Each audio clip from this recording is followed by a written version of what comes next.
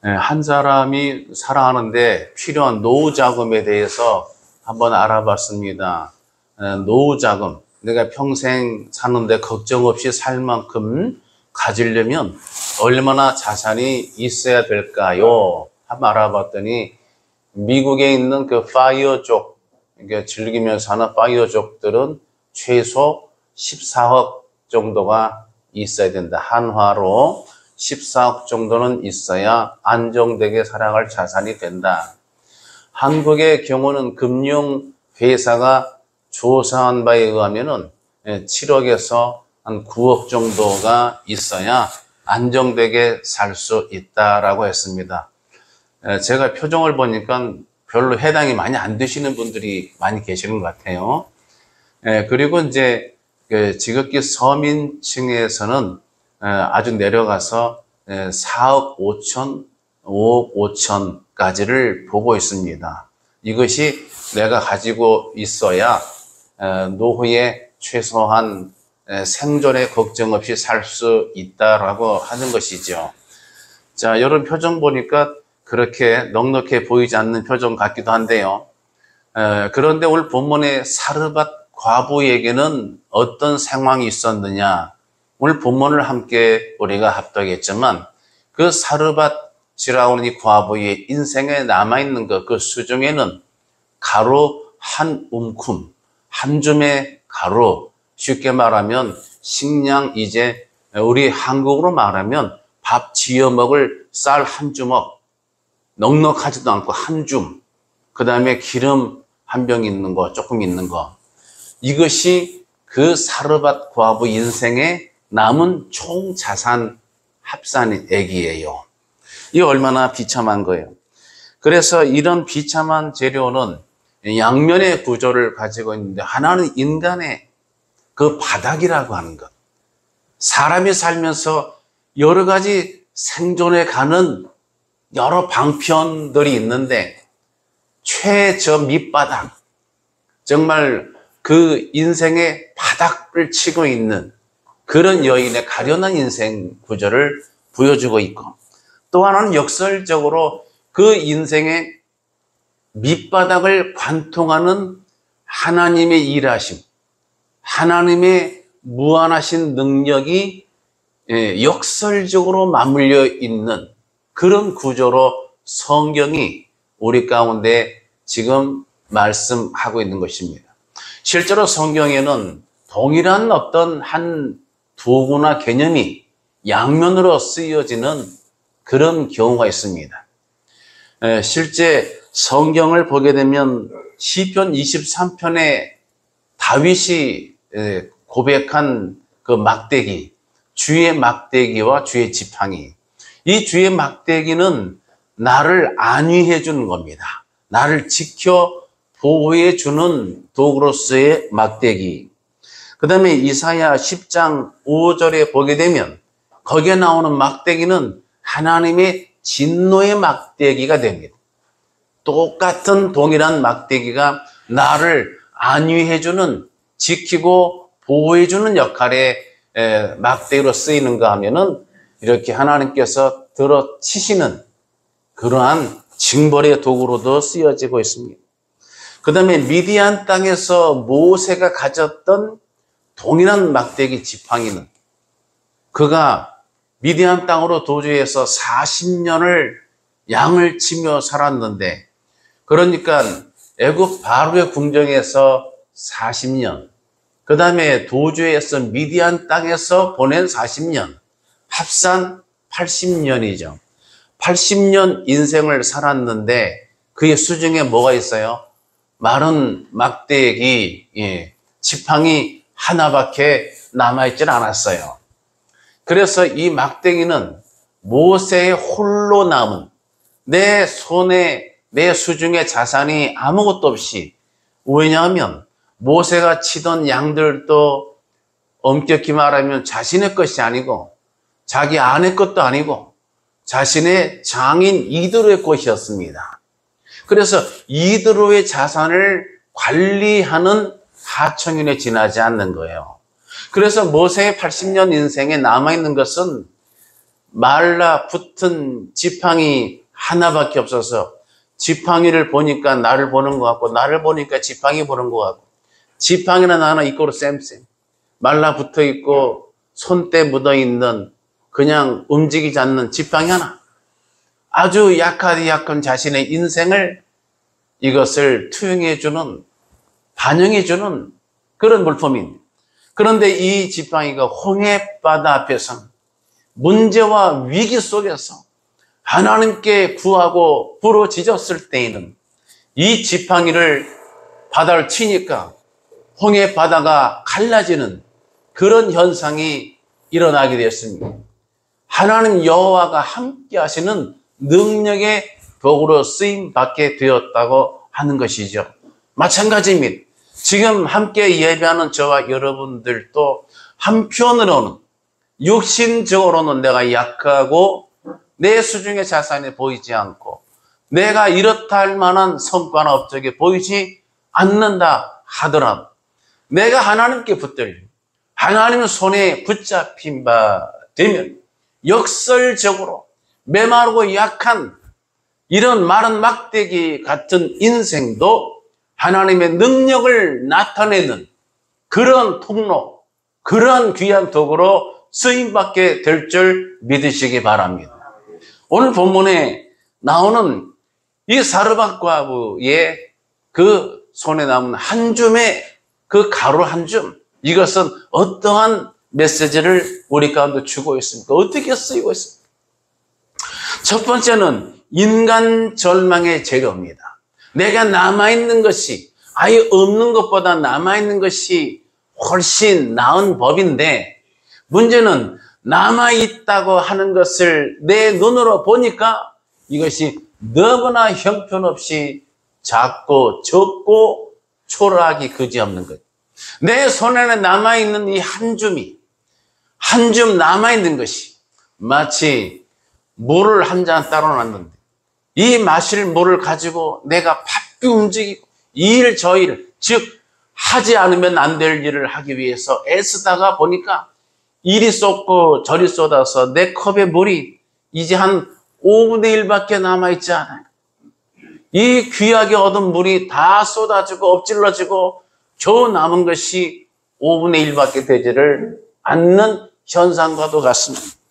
그래서 이 본문에 나와 있는 사르밧 과부의 손에 남은 한 줌, 한 움큼의 가루는 정말로 자기 자신이 살아온 인생의 결과물과도 같은 인식을 들게 하는 그런 그 여인의 인생 구조이고 그 여인의 가진 자산, 그런 것을 나타내고 있습니다.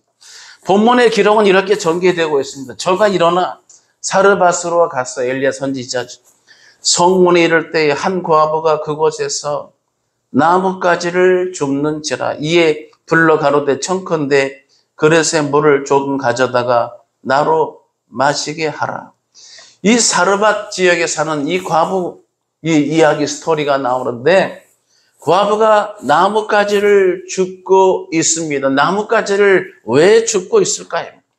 자, 이 가난한 과부가 먹을 것이 없어서 쫄쫄 굶고 있다가 마지막 남은 이 한 줌에 우리로 말하면 이제 한 주먹, 한 줌 쥔 쌀 또는 곡물 이걸로 이제 마지막 밥 지어 먹고 세상을 하직하려고 하는 마지막 입에 댈 수 있는 곡물입니다. 그래서 그것을 요리 데피기 위해서는 여러분 이 여인은 어떻게 했어요?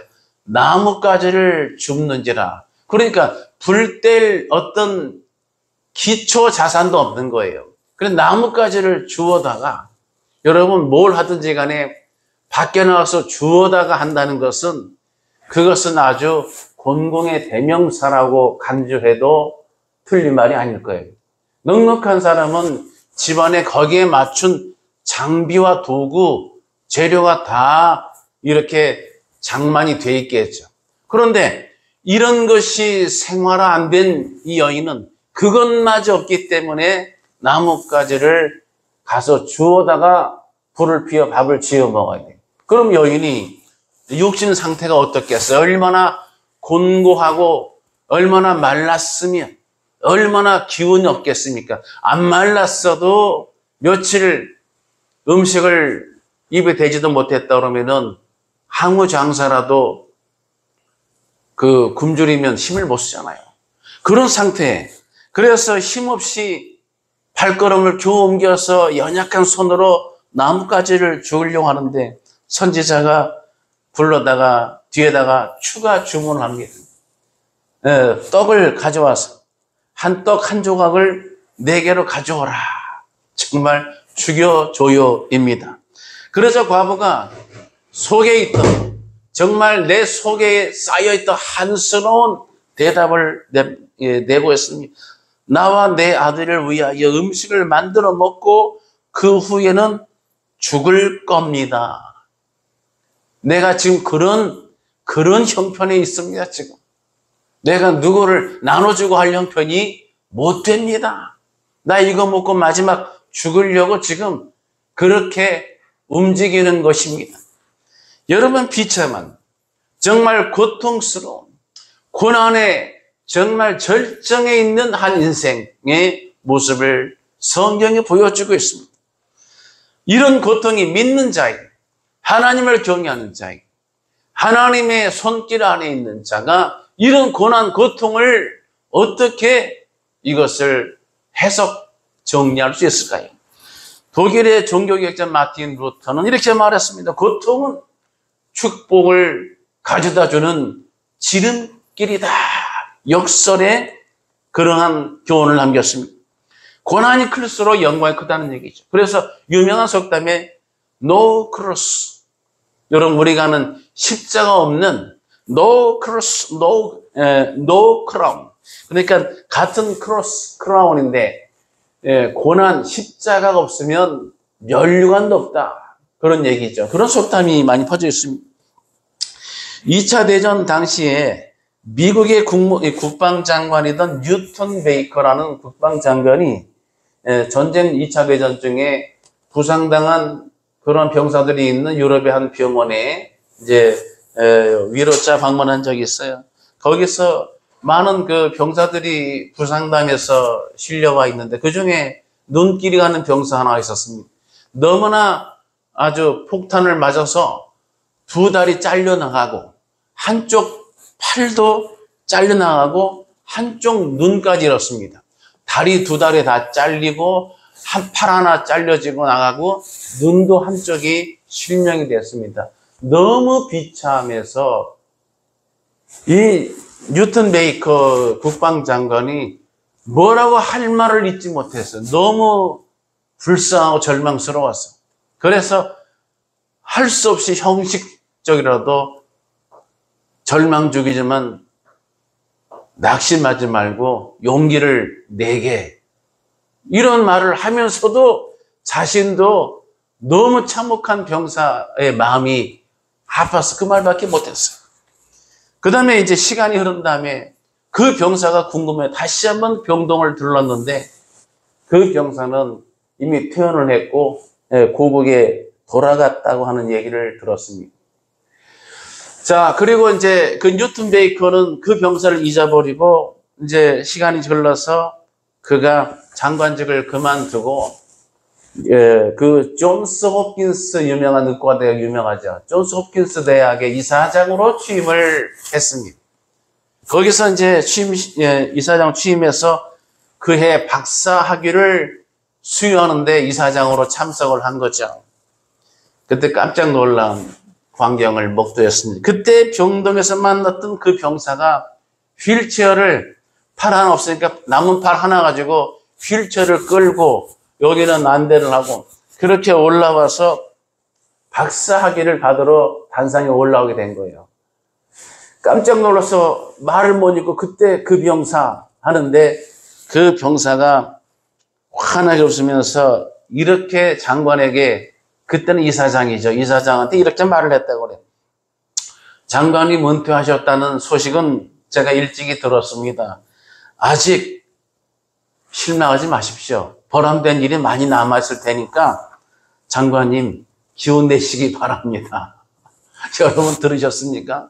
절망 중에 있던 병사가 절망을 위로하던 국방장관에게 지금 시간이 지나 거꾸로 위로하고 있습니다. 은퇴하고 이사장 된 것에 대해서 새로운 비전이 있지 않겠냐고 그렇게 위로와 격려의 말을 전하는 순간이 발생을 한 겁니다. 여러분, 베토벤, 유명한 고난당할 때 동요하지 않는 것, 내가 요동치지 않는 것, 이것이 칭찬받을 만한 훌륭한 일이다, 이런 말을 남겼어요. 실제로 베토벤은 1797년부터 여러분 아시지만 그 유명한 작곡가, 음악가가 청각을 잃었잖아요. 아니, 음악을 귀로 들어야 피아노를 치고 작곡을 하고 하는데 귀가 들리잖아요. 청각을 잃었습니다. 음악가가 듣지 못한 것은 치명적인 겁니다. 치명적인. 많은 젊은이들이 운동선수 되려다가 경기 중에 부상을 입고 재활치료하는 데 실패해서 결국 꿈을 접고 운동하느라고 공부를 못했다가 이제 졸업을 했는데 이 발목 부상, 무릎 부상 등으로 운동도 못하고 공부도 못해서 갈 데가 없어지는 그런 젊은이도 많습니다. 치명적이죠. 그런데 그래서 베토벤이 유서를 써놓고 죽으려고 자살을 하려다가 그가 생각을 바꿔먹었습니다. 용감하게 저항을 했습니다. 나는 운명에 도전하고 싶다.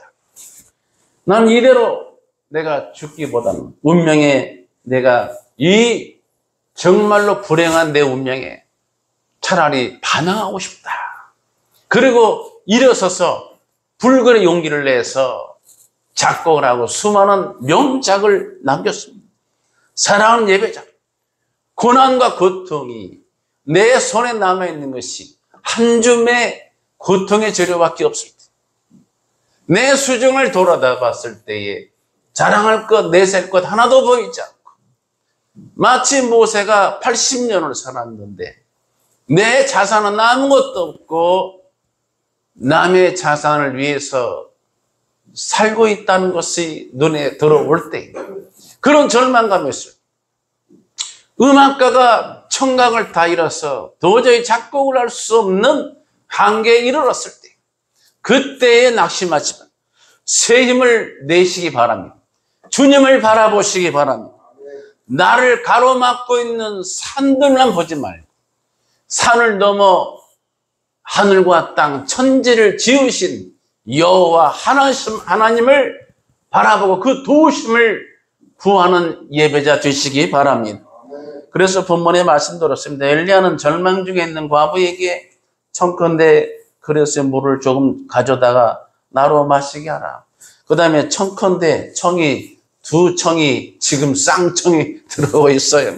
내 손에 떡 한 조각을 내게로 가져오라. 너무나 기운 빠지고 너무나 절망스럽고 너무나 야속할 수밖에 없는 정말로 힘이 빠지는 그런 지경에 두 쌍청이 들어왔는데 그 여인이 어떻게 했습니까? 순종했습니다. 내가 내 계산으로 내 생각으로 누구에게 나눠줄 상황이 아니고 내가 받아 먹어도 모자랄 판에 이거 한 줌 먹고 죽으려고 하는 이 재료로 만든 떡으로 선지자에게 내게로 먼저 가져와라. 야속할 수밖에 없는 그런 주문에, 그런 오도에, 그런 지시에 어떻게 했다고요? 순종했다고. 왜? 하나님이 계심을 믿고 하나님 말씀을 생각하고 순종했습니다. 즉 믿음을 택한 겁니다. 주님을 바라보기로 결단을 내린 겁니다. 사랑하는 예배자, 우리 신앙생활은 이와 같이 우리 인생의 행로 여정 속에는 마치 뭐라고 그러죠? 경부선, 무슨 경춘선, 열차 타고 우리가 여행이나 또는 이동할 때 군데군데의 어두운 터널을 지납니다. 터널을 지나요. 군데군데 막 덜컹덜컹 하다가 터널을 지나고 또 지나면 또 터널이 있고, 여러분 우리 삶에도 신앙생활에도 내가 원치 않는 어둡고 긴 터널들을 통과하지 않으면 목적지에 갈 수가 없는 그런 구조가 종종 우리 가운데 세팅되어 있습니다. 유다 왕국 히스기야 왕도 죽을 병에 걸렸는데 그가 이제 죽게 됐지만 그 속에서 절망의 환경 속에서 어떻게 했어요? 믿음을 선택했습니다. 벽을 향해서 금식하고 여호와 하나님 앞에 울며 간구했습니다. 하나님께 기도하고 내 문제를, 내 절망의 재료를 하나님께 올려드리고 기도했더니 하나님 응답하셔서 오늘 저녁에 오늘 밤에 죽게 된 히스기야 인생이 15년의 연장의 복을 허락받은 줄 믿으시기 바랍니다. 사랑하는 예배자 여러분, 그 사르밧 지역에 사는 이 과부의 손에 남은 이 한 줌 가루는 그야말로 인간적으로 절망의 재료, 탄식의 재료인 것을 우리 가운데 보여주고 있습니다.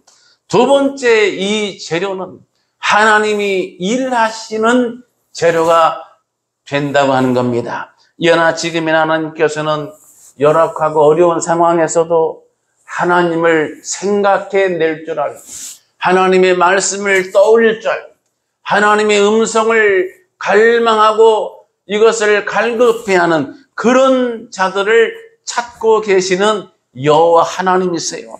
환경과 상황이 어려워지게 되면 사람들은 어떤 구조가 있냐면은 관성의 법칙, 어떤 내성이 있어요. 이건 뭐냐면 어려워지면 하나님을 찾아야 되는데 잘 믿다가 신앙인이 어려운 일 생기면은 관성의 법칙, 즉 인간적으로 육신의 방법으로 나가요. 잘 믿다가 평상시에는 예배하고 찬송하고 하나님 일을 열심히 하다가 어떤 문제가 생기면, 어떤 시험이 오면, 고난이 오면, 그러면 시험이 오거든 더 기도해야 되는데 기도로 물리치는 게 이게 공식인데 어떻게 한다고요? 신앙인이 잘 믿다가 어려움 오게 되면 자꾸 인간적으로 생각을 해서 인간적으로 내가 주저앉아 버리거나 인간적으로 포기하거나 아니면 인간적으로 머리를 써서 사람에게 도움을 요청해.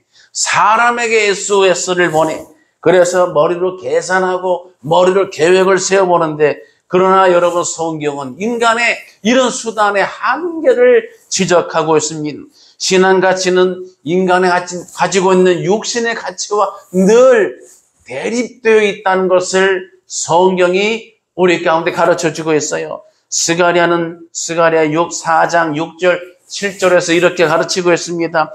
이는 힘으로 되지 아니하고 능으로 되지 아니하고 오직 나의 신으로 되느니라. 할렐루야. 오직 하나님의 신으로 하나님의 능력으로만 되는 줄 믿으시기 바랍니다.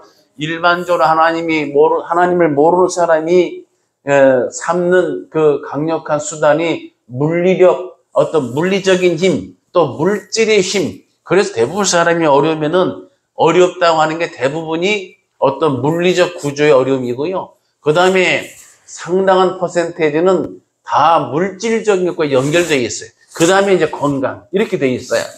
그래서 이런 것이 오게 되면 바로 그런 쪽을 많이 가진 사람을 쳐다보게 되고 바라보게 되고 도움을 구하게 되고 이렇게 되는 거예요. 그런 상태에서는 절대 하나님의 능력을 체험하지 못합니다. 누가 체험합니까? 내 손에 이제 자산이 넉넉하지 않고 한 줌밖에 남아있지 않다고 하는 사실을 이것을 깨닫고 난 사람이 하나님을 즉 인간의 육신의 수단의 한계를 깨닫고 하나님의 방편으로 내가 무릎 꿇게 된다고 하는 겁니다. 사랑하는 예배자 여러분, 이 사르밧 과부가 한 줌 가루 남아서 이렇게 떨어지기 전에는 자산이 좀 많았을 때가 있었겠죠. 가루가 충분했을 때가 있겠죠. 사람들은 이런 게 있어요. 내가 한 줌 똑 떨어진 양이 되기 전까지는 아직도 많이 남아있겠거니 생각을 합니다. 가끔 여러분 뉴스에 나오는 게 미국의 복권의 그 당첨 금액은 아주 어마어마하더라고요. 한국의 로또보다 훨씬 더 많. 근데 어떤 복권 당첨자가 1등에 당첨돼가지고 축하를 받고 어마어마한 그러한 큰 돈을 가지게 됐는데, 그래서 어떻게 했다고요? 자선단체에 기부하고 또 아주 그냥 먹거리도 막 맛있는 거 먹고 자동차 사고 뭘 사고 여행 다니고 또 누가 도와달라면 또 그런데 기부하고 여기저기 기부해서 뉴스에 나가고 인터뷰하고 또 그 맛에 또 기부하고 여기저기서 도와달라면 또 기부도 하고 아주 그냥 칭찬, 매스컴의 그런 각광을 받으면서 지냈다가 어떻게 했어요? 빚졌다고 하는 거잖아요. 복권에 받은 금액을 훨씬 초월해서 그 막 수표 이런 거 있잖아요. 뭐 해줘가지고 나중에는 부도 빚, 엄청난 빚더미 안게 됐다고 하는 것을 뉴스에서 본 적이 있어요. 이것이 우리 인생이에요. 내가 아직 많이 남아있겠지. 기도하는 신앙인이 기도를 놓고 있다가도 내가 기도를 많이 했으니까 하나님이 나를 귀하게 여겨주시겠지. 기도를 놓은 지가 얼마나 되는지, 말씀을 내가 보지 않은 게 얼마나 되는지, 내가 하나님 앞에 주님의 일을 하기 위해서 심은 것이 옛날에 심은 것 가지고도 내가 지금 잘 심고 있겠지라고 여겨버리는 경우가 많다고 하는 거예요. 누가복음에 나와 있는 탕자의 비유로 알려진 둘째 아들이 그랬습니다. 아버지 유산 몫을 받았으니 얼마나 큰 목돈이겠습니까? 성경에 허랑방탕했다고, 우리나라 말로 말하면 흥청망청 썼습니다. 물수도 썼습니다. 원래 부자는 집안에 동전 하나가 굴러다니지 않는다면서요. 그러니까 다시 말하면 허투루 쓰는, 아주 적은 돈이라도 허투루 쓰지를 않는다는 거죠. 그러니까 저도 교보문고에 가서 한 번씩 저희도 아이들 데리고 가서 책을 뭐 꼭 사기보다는 구경하러 많이 갔었어요. 여러 책들을 보다가 이런 책을 봤어요. 이 베스트셀러 칸에 장지갑을 가진 사람이 부자가 된다. 저는 참고로 장지갑이 아니거든요. 이게 호주머니 뒤에 넣는 이게 접는 지갑이 장지갑. 그래서 걔가 의문부호 생기는 거예요. 아니 왜요? 사투리를 쓸 때 한번 써볼게요. 못담시. 왜 장지갑을 써야 부자가 된다 그럴까? 제가 책을 내용보다는 그 표제가 궁금해서 얼른 이렇게 들춰봤어요. 이제 한마디로 말하면 돈을 구겨지지 않고 돈 화폐 하나를 아주 깨끗하게 정결하게 귀하게 잘 보관하는 습관을 가진 사람이라야 그렇게 된다, 이런 뜻이었어요. 여러분도 장지갑 갖고 계시나요? 요새는 스마트폰에 카드 한 장 갖고 계시는 분도 계시고, 어떤 분은 전철에서 보니까 스마트폰에 보니까 그 신용카드 딱 끼어 있는 게 뭐 투명 젤로 된 거, 투명된 건 거기에 뒤에 보니까 5만 원짜리 접어진 게 딱 비상금 같아요. 핸드폰 뒷면에 5만 원 접어진 게 딱 있는데, 아, 너무 이런 말이 맞나요? 속 보인다. 아, 진짜 속 보이는 거잖아요. 5만 원짜리가 다 보이니까 나 5만 원 비상금 갖고 있어요. 딱 이게 보이는 거예요. 여러분, 돈을 쓰는 사람이 늘 내가 얼만큼의 자산을 가지고 있고 내가 오늘 쓴 것이 얼마만큼이, 또는 내가 오늘 쓸 수 있는 한계가 얼마만큼인지. 제가 아는 분은 옛날에는 이렇게 월급 탈 때에 현금으로 받은 그런 적이 있었잖아요. 월급 봉투를 받으면 그 봉투의 돈을 다른 작은 봉투에 나눕니다. TV에서도 한번 그런 경제 개념 강의를 한 적이 있었는데, 이 봉투에다가 남아 소분하는 거죠. 요거는 무슨 반찬 부식비, 요거는 무슨 세금, 요거는 무슨 또 무슨 비, 이렇게 나눠서 그 분량 밖을 절대로 넘어가지 않게 하는 거예요. 또 제가 아는 분은, 최근에 아는 분은 어떤 일 하다가 보너스가 생겨요. 갑자기 내가 받을 급여보다 뭔가 어떤 성과금이 나와가지고 보너스가 나오면은 그분은 이거를 딱 모아서 부조금 이거는 한다고 따로 별도로 모아놨다가 부조금을 하든지 아니면 주변에 딱 하거나 어렵거나 뭔가 도와주겠다고는 도와줘야 된다는, 즉 하나님이 그런 마음 주시는 사람에게 선교할 수 있도록 따로 이거는 나를 위해 쓰는 게 아니라 여분의 봉투에 담아서 그렇게 관리한다고 하는 것을 제가 들어보기도 했습니다. 참 괜찮은 습관이라고 생각이 됩니다. 그 탕자는 그런 계산 하나 없이 영원히 있을 줄로만 알고 펑펑 물쓰듯이 썼습니다. 그랬더니 여러분 아시다시피 돈 다 떨어지고 친구들 떠나가고 아무도 도와주는 사람 없어서 쫄쫄 굶다가 돼지 집에 들어가 돼지 쥐업 열매로 얻어먹고 사는 비참한 존재가 됐습니다. 사랑하는 예배자는 인간이 가지고 있는 수단, 생각이 얼마나 이렇게 단편적이고 모자라거나 부족할 수 있는지를 우리가 생각해 봐야 돼요. 인간의 계획도 마찬가지예요. 성경은 인간의 계획도 너무나 부족하다고 하는 것을 성경이 말씀하고 있습니다. 누가복음 12장 18절에서 20절 보면 어떤 한 부자가 막 부유하게 농사가 되었어. 수입이 많아졌어. 내가 이렇게 하리라. 내 곡간을 헐고 더 크게 짓고 내 모든 곡식과 물건을 거기 쌓아두리라. 또 내가 내 영혼에게 이르되 영혼아 여러 해 쓸 물건을 많이 쌓아두었으니 여러 해, 이게 평생이 아니에요. 여러 해, 일정한 단위 분량이에요. 사실은 많이 쌓아두었으니 그 다음에 이제 이 부자의 내면의 가치관이 나오죠. 평안히 쉬고 먹고 마시고 즐거워하자. 자, 편안하게 우리나라 말로 말하면 아무 생각 없이 먹고 쉬고 먹고 마시고 즐거워하자. 엔조이죠. 그러니까 흥청망청 살자 이거예요. 그렇게 할 때 하나님이 이르시되 어리석은 자여 오늘 밤에 내 영혼을 도로 찾으리니 그러면 내 준비한 것이 누구의 것이 되겠느냐.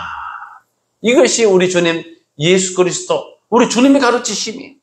사랑하는 예배자, 인간의 수단과 인간의 계획, 인간의 방편은 이처럼 허무한 것입니다. 성경에는 이 땅에는 이 세상 모든 것이 지나가는 것이라고 그렇게 성경은 말씀하고 있습니다. 그러므로 아무리 내가 방편을 가지고 계획을 세우고 생각을 하고 대책을 만들어 놓는다 하더라도 하나님이 일하시지 아니하십니다. 즉 그 하나님이 일하시도록 내가 엎드리지 아니하면, 하나님의 도움을 내가 요청하지 아니하면, 하나님의 이름을 부르지 아니하면, 하나님께 나오지 아니한 그런 자는 어떤 수단이든 어떤 방편이든 어떤 계획이든 아무 소용없이 전문용어로 일장 춘몽, 정말 말짱 도루묵 이런 전문용어 있습니다. 그것에 지나지 않는다고 하는 겁니다. 사랑하는 예배자는 오늘 본문의 엘리야는 그 같은 상황을 잘 알고 하나님이 일하시면 된다는 것을 잘 아는 선지자이자 신앙리자 백성입니다. 그는 하나님의 계획을 잘 알았습니다.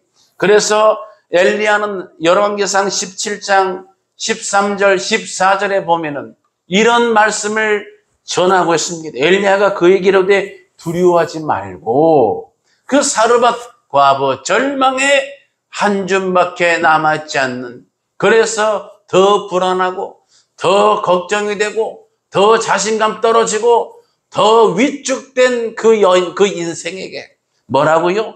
두려워하지 마라. 두려워하지 말고 가서 내 말대로 하려니와 먼저 그것으로 나를 위하여 작은 떡 한 개를 만들어 내게를 가져오고 그 후에 너와 내 아들을 위해서 만들라. 그러면서 아주 중요한 오늘 나눌 핵심 말씀이 나옵니다. 자, 여기서 뭐라고 하냐면 이스라엘의 하나님, 나 개인의 하나님이 아니라 우리 민족 전체, 우리가 섬기는 이스라엘의 하나님 여호와의 말씀이 나 여호와가 비를 지면에 내리는 날까지 지금 3년 6개월 동안 가뭄과 기근이잖아요. 먹을 것이 없어요. 하나님 여호와가 말씀하시기를 비를 지면에 내리는 날까지 그 통에 가루가 떨어지지 아니하고 그 병에 기름이 없어지지 아니하리라 하셨느니라. 하나님이 그렇게 말씀을 하셨습니다. 하나님이 말씀하신 것을 듣고 그가 전한 것입니다. 그러니까 이 엘리야가 사르밧 그 과부에게 요구한 것은, 우리가 볼 때 눈으로 보여지는 것은 그런 한 줌 가루와 기름으로 만든 떡과 물을 가져오라 요구한 것이지만, 사실 내용을 보게 되면 하나님을 깊이 신뢰하고 순종하는 믿음을 요구했다고 하는 것을 기억하시기 바랍니다. 그 믿음을 하나님 받으신, 하나님이 무슨 이제 부흥사들 하는 말이 하나님이 돈이 없어요, 뭐가 없어요. 하나님이 모든 걸 다 만드신 분이. 여러분 땅값 비싸잖아요. 땅도 비싸고 우리 일산 지역에도 무슨 뭐가 들어오고 어쩌고 저쩌고 다 땅 값이 계속 올라요. 이 땅이 부자가 되게 하는 요새는 땅을 가진 사람들이 보상받으면 막 몇십억씩 그 땅 부자가 되는데, 여러분 그런 땅을 누가 만드셨어요? 하나님이 만드셨잖아요. 하나님이 땅과 이런 하늘, 공기, 공간, 물, 우주, 모든 것, 인간에 필요한, 생존에 필요한 모든 식물들, 모든 것들을 누가 만드셨어요? 하나님 만드셨어요. 그래서 이 모든 땅과 하늘이 누구 것? 하나님 것입니다. 원래는 땅도 하나님 것.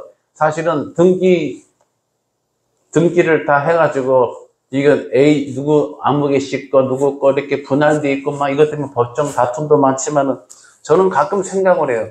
언제부터 그게 당신 거였어요? 하나님 거지. 원래는 다 하나님 거잖아요. 사람이 태어날 때 땅을 보따리에 무슨 주머니 자루에 메고 태어났나요? 살면서 땅을 얻어서 이렇게 한 거지. 다 하나님이 만드신 겁니다. 성경엔 땅을 그래서 사고 팔지 말라고 기록되어 있어요, 원래는. 사랑하는 예배자는 그 사르밧 과부에게 남은 한 줌의 절망의 재료는 믿음으로 하나님께 갖다 드리니까 뭐가 됐어요? 하나님이 일하시는 재료가 된 줄 믿으시기 바랍니다. 그래서 그렇게 순종했더니 그가 가진 가루와 기름이 떨어지지 않는 그런 축복을 받았어요. 열왕기상 17장 15절에 그가 가서 엘리야의 말대로 하였더니 그와 엘리야와 그의 식구가 여러 날 먹었으나 여호와께서 엘리야를 통하여 하신 말씀과 같이 통의 가루가 떨어지지 아니하고 병의 기름이 없어지지 아니하리라 그랬습니다. 사랑하는 예배자 여러분, 내가 봤을 때 그 여인의 상황은, 내 눈으로 봤을 때 내 손에 쥔 한 줌의 가루는 분명히 절망의 상황, 절망의 재료입니다. 불확실합니다. 너무 두렵습니다. 내가 이제는 어떻게 살 수 있을지 정말 엄두가 나지를 않습니다. 모든 상황은 한마디로 올 부정적인 것밖에 없습니다. 그런데 딱 하나, 주의 종이 선지자의 입을 통해서 하나님의 말씀이 내게 들려졌을 때에 내가 이것을 아멘으로 화답하고 믿고 순종했을 때에 그 절망과 불안과 염려와 그 낙심의 상황, 그 재료가 하나님의 은혜를 체험하는 그런 지점, 그런 전환점으로 바꾸게 된 줄 믿으시기 바랍니다. 성경은 이 같은 것을 약속하고 있습니다. 시편 111편 5절 말씀에 여호와께서 자기를 경외하는 자들에게 양식을 주시며 그 언약을 영원히 기억하리로다 그랬습니다. 이사야 41장 10절에서는 두려워하지 말라, 내가 너와 함께함이니라. 놀라지 말라, 나는 내 하나님이 됨이니라. 내가 너를 굳세게 하리라. 참으로 너를 도와주리라. 참으로 나의 의로운 오른손으로 너를 붙들리라. 할렐루야. 사랑하는 예배자 여러분, 이 하나님을 만나시기 바랍니다. 이 하나님을 체험하시기 바랍니다. 그 하나님을 언제 체험합니까? 그 하나님을 언제 만날 수 있습니까? 여러분, 배부른 상황이 아니라 하나님이 찾아오시는 때는 성경 전체를 통해 살펴보게 되면 배부르고 내가 아주 풍족함이 있을 때가 아니라 여러분 짐작하신 대로 내가 정말 줄이고 내가 아주 굶주리고 비천한 상황에 있을 때, 희망의 상황이 아니라 절망의 지점에 처했을 때에 많은 사람이 도움 속에 있지 않고 나 혼자 고립되어서 정말 외롭게 눈물 흘릴 그때에 하나님이 찾아오신다고 하는 거예요. 99마리의 양은 놔두고 잃어버려서 산 뒷달길을 위태하게 울면서 뒹굴며 다친 다리 붙잡고 집을 못 찾아 헤매고 오는 말 못하는 짐승의 눈물을 기억해서 99마리 양을 놔두고 잃어버린 양을 찾아 산을 넘고 들을 넘어 찾아오셨어요. 찾아서 어깨에다 메고 집으로 들여주시는 선한 목자 우리 주님 예수 그리스도이십니다. 사랑하는 예배자 여러분, 사르밧 과부의 상황은 분명히 절망의 상황. 사르밧 과부의 인생을 통해 우리가 대리적으로 바라본 내 인생의 자산은 정말 불품이 없고 한 줌밖에 없는 것. 그러나 이 절망의 재료를 인간적으로 가지 않고 믿음으로 이것을 바꾸었더니 하나님의 놀라운 은혜가 임하여 줬습니다. 그 은혜는 물리적이고 상식, 과학 법칙을 뛰어넘는 초월적인 것입니다. 이 하나님을 체험하는 복된 예배자 되시기 바랍니다. 이 하나님을 날마다 만나시는 복된 성도님 되시기 바랍니다. 우리 삶의 어떠한 재료도 하나님께 올려드리면 하나님이 일하시고 하나님이 일하시면 우리는 정말 주를 바라고 힘을 내어 찬송하며 앞으로 나갈 수 있습니다. 이 믿음으로 날마다 승리하는 저와 여러분 되시기를 예수님의 이름으로 축복합니다. 기도하겠습니다. 할렐루야. 존귀하신 하나님 아버지, 은혜와 사랑을 감사드립니다. 오늘 나눈 본문의 사르밧 과부, 정말 그 손에 남아있는 한 줌의 가루, 절망의 재료, 탄식의 재료, 정말 포기하고 싶은 재료, 엄두가 나지 않고 두렵고 슬픈 재료, 비천한 재료. 그러나 이 재료를 하나님께 드렸더니, 말씀에 엎드렸더니, 순종했더니 하나님이 일하시는 재료와 통로가 됐습니다. 우리가 사는 동안에 어떠한 어려움과 고난, 고통이 임하더라도 이 사르밧 과부의 믿음을 기억하게 하옵소서. 하나님께 올려드리고 하나님이 일하시도록 온전히 믿음 앞에 내가 믿음으로 순종하고 하나님 앞에 엎드리고 하나님께 고하고 하나님의 도움을 구하는 슬기로운 신앙인 되게 하옵소서. 예수님 이름으로 간절히 기도드리옵나이다. 아멘. 우리를 죄에서 구원하신 우리 구주 예수 그리스도의 귀하신 은혜와 하나님 아버지의 크고 넓은 사랑과 성령님의 감동, 감화, 인도, 교제하심이 오늘 함께 예배하는 모든 예배자들 머리 위에와 저들의 가정 위에 그리고 관계된 모든 일들 위에 자녀들의 진로와 비전 위에 그리고 나라와 민족 위에 함께 있을지어다. 아멘.